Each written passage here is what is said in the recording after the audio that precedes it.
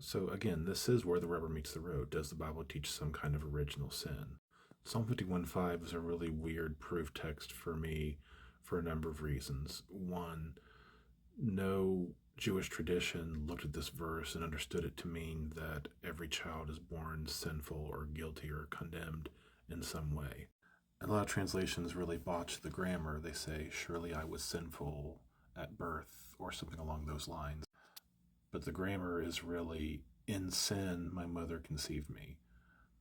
I mean, it's parallel to saying, "In drunkenness my husband beat me." This is Cottrell's quote on his examination of the text. So in sin would just modify the act of being born or the act of whatever the verb is. Of course, it's just one possibility. Another possibility is that the pervasiveness of sin in the world into which David was born, like, I was conceived in this world in sin. This world is so full of sin that sin is pervasive, especially since the psalm is talking about his personal sin. But ultimately, we're talking about a psalm. He could be using figurative and very hyperbolic and exaggerated language to speak of his personal sin. Rather than saying he's been sinning since youth, he's saying, I've been sinning since I was born, which is not a literal understanding, especially when we look at Psalm 58:3.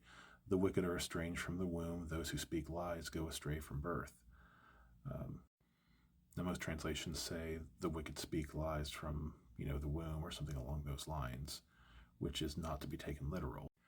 But this is only speaking about the wicked, so it cannot be a proof text for original sin since it doesn't apply to everyone. It only applies to the wicked. It is an exaggeration intended to insult the wicked and emphasize the depth of their perversity. The idea of that perversity or depravity is not necessarily something that's taught that they had from birth.